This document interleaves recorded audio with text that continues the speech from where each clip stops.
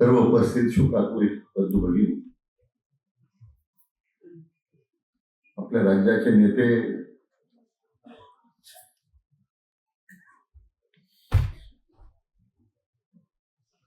उपमुख्यमंत्री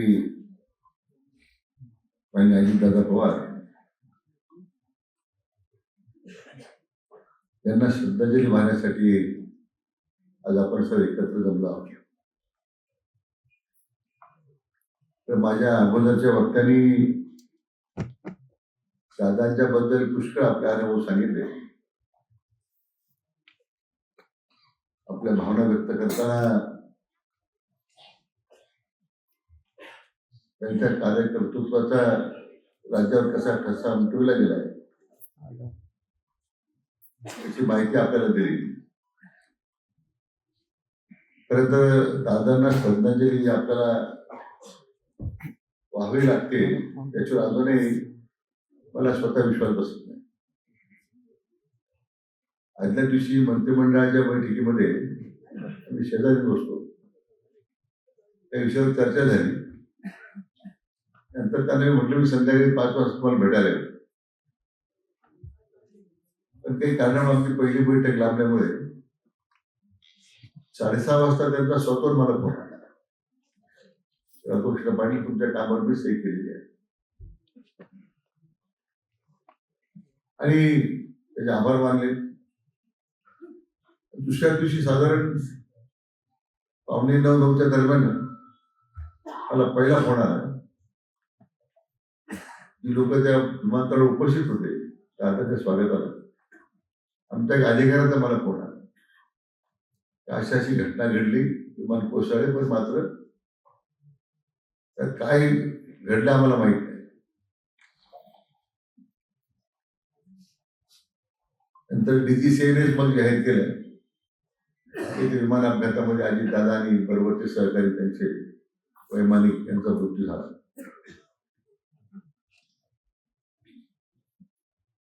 अजूनही राज्य त्यातून सावरायला तयार नाही, कारण हे संकटच आपल्या सर्वांना दुःखाच्या छायेत उठून गेलं. गेल्या अनेक वर्ष दादांच्या बरोबर विधिमंडळातला सहकारी म्हणून मला काम करण्याची संधी मिळाली. सत्तेत राहिलेला आणि सत्तेच्या बाहेर गेलेले अजितदादा याचा मला जवळून अनुभव आला. एक मंत्री, प्रशासक, प्रसंगी आमची कटुता पुष्कळ होती, परंतु आमच्या मैत्रीमध्ये कधी अंतर पडलं नाही. अनेक लोकांनी दादांचं मन कलुषित करण्याचा प्रयत्न केला. काही लोकांना हेतू साध्य झाला. पण मला आठवतं मी संघर्ष यात्रा काढली, तांद्यापासून बांद्यापर्यंत. दादांचं आवडतं वाक्य. आम्ही चंद्रपूर यात्रा काढली आणि 5,500 किलोमीटर आम्ही त्याचा समारोप सावंतवाडीला रत्नागिरी जिल्ह्यामध्ये केला. आणि त्या एका बसमध्ये मी, दादा, आम्ही बरोबर, जयंत पाटील, मी, दादा, आम्ही सगळे एकत्र प्रवास करायचो. दिवसभर त्या गाडीमध्ये गप्पा मारायच्या, गावाली सभा घ्यायच्या, रात्री एका ठिकाणी मुक्काम करायचं. 5,500-6,000 किलोमीटर प्रवास झाला बसमध्ये. आणि त्या चर्चेमध्ये अनेक गोष्टी उलगडा झाल्या. दादा लक्षात आलं की आपल्याला कसं लोकांनी आपलं मन भरवलेलं आहे, कशा पद्धतीने माझ्याविषयी, आमच्याबद्दल काही गैरसमज कसे निर्माण केले. पण ती दिलदारी दादांमध्ये होती, त्यांनी ती स्वीकारली. आणि मग पुन्हा अतिशय स्वच्छंदकरणानं पुन्हा आम्ही एकत्र कामाला लागलो. ज्यावेळी मुळाप्रवाह एंट्री कॉपरेटिव्ह सोसायटी बरखास्त झाली, लायसन्स रद्द झालं, ते मोठा संघर्ष झाला. पण या संघर्ष यात्रेनंतर त्यांनी मला त्याचं वास्तव सांगितलं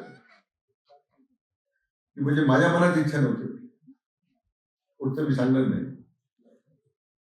परंतु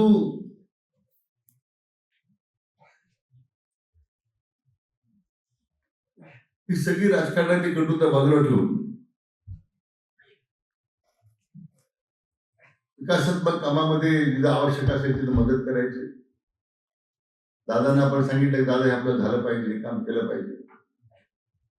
स्वतःचा सुद्धा त्यांनी कधी विचार केला नाही. एखादा निर्णय झाला की त्याच्यामधून दादा कधी मागे हटले नाही. तर मग त्यांची भाषणाची सुद्धा शैली वेगळी होती. 1000 रुपयेपर्यंत त्यांच्यामध्ये होता. आता या नंतरच्या काळामध्ये बिस्किटपणे त्याची टिप्पणी करायची आणि त्यांचं एक व्यक्तिमत्व त्यामुळे फुलून गेलं होतं. आपल्या स्वतःच्या कष्टातल्या प्रवासामध्ये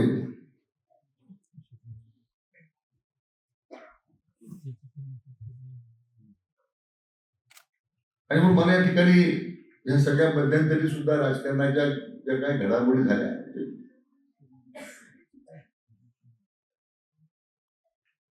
कधी कोणाच्या मनात विचार नव्हता की आघाडी जन्माला आली. पण नंतरच्या काळामध्ये जनतेचं मनात सरकार जेव्हा राज्य सत्तेमध्ये आलं दादांनी या सत्तेवर येण्याचा महायुतीमध्ये सामील होण्याचा निर्णय केला. तर त्यांनी निर्णय घेतला की सत्तेमध्ये गेल्याशिवाय काम करता येणार नाही. आणि आम्हाला आनंद वाटला की दादा आमच्या महायुतीचे घटक झाले. 19ची निवडणुकीची चूक दादांनी भरून काढली आणि 24च्या निवडणुकीमध्ये महाराष्ट्रामध्ये दादांच्या सहकार्यानं महायुतीने एक नवा इतिहास घडवला.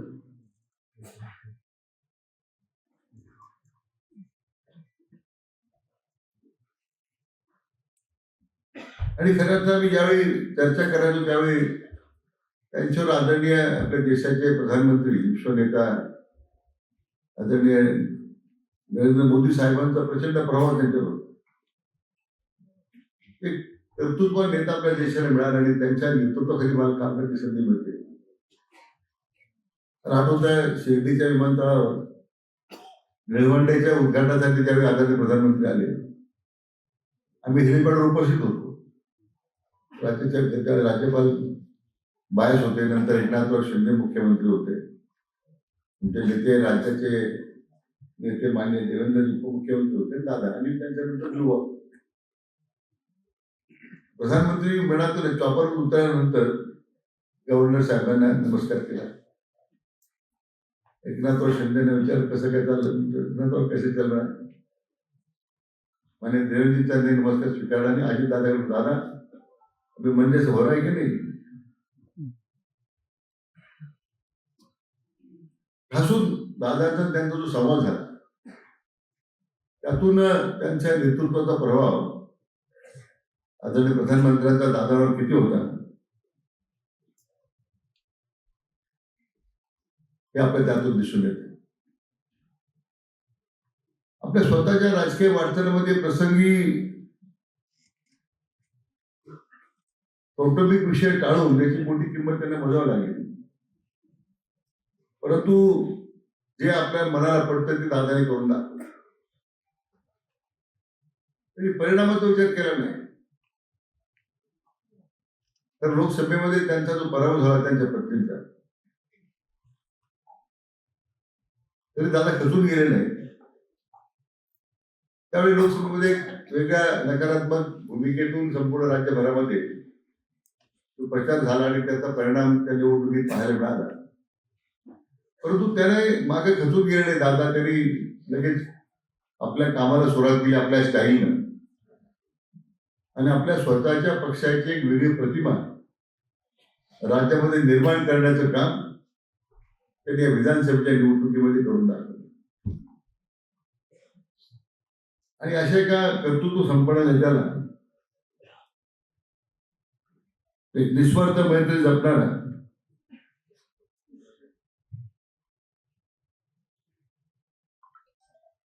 आणि प्रसंगी राजकीय मतभेद जरी किती असले प्रसंगाला आपल्या सहकारी म्हणून बरोबर घेणारा असा एक नेता आज आपल्यातून गेलेला आहे. तर म्हणजे दादांचा आजोळी जवळ प्रवाह येतो आणि त्यांना नेहमीच त्याचं एक वेगळं त्यांच्या मनामध्ये एक भावना असायची. ते आले दिलेल्या दौऱ्यावर ते देवळीला जायचे.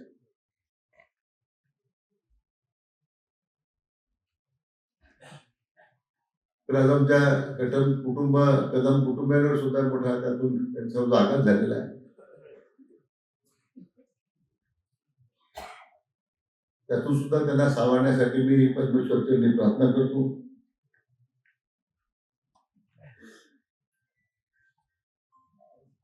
दादांच्या पुष्कळ आठवणी सांगण्यासारख्या आहेत.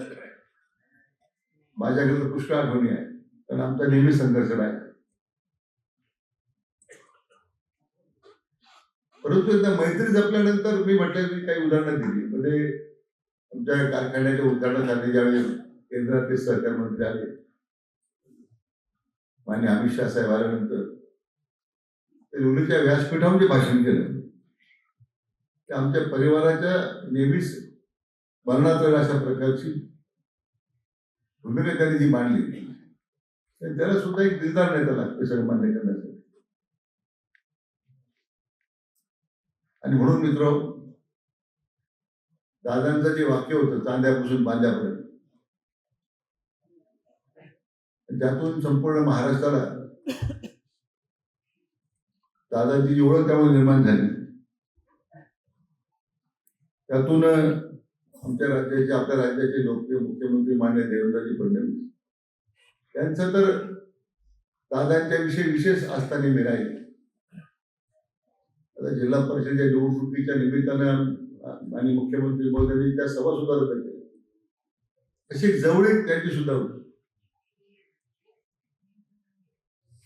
अशा एका उमद्या नेतृत्व संपन्न नेत्याला आपण हरवलं. आपल्या जिल्ह्यात सुद्धा विशेष त्यांची मेळनजर होती. जिल्ह्याचं प्रचंड नुकसान झालं. मी आपल्या सर्वांच्या वतीने, जिल्ह्याच्या वतीने मी स्वर्गीय अजितदादांना मी भावपूर्ण श्रद्धांजली अर्पण करतो. परमेश्वराच्या चरणी एवढीच प्रार्थना करतो की दादांना जीवनलोकामध्ये आपल्या जवळचं स्थान द्यावं आणि दुःख झेलण्यासाठी त्यांच्या कुटुंबियांना शक्ती द्यावी. महाराष्ट्रातील असंख्य कार्यकर्त्यांवर दुःखाचा आघात झाला आहे, त्या सगळ्या कार्यकर्त्यांना सुद्धा सावरण्याकरता परमेश्वराने शक्ती द्यावी. पुन्हा एकदा त्यांच्या पवित्र स्मृतीस